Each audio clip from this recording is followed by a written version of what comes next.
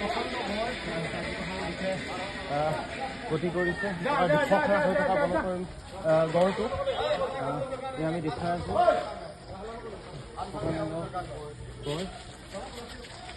গড় ঘূৰি আহিব পাৰে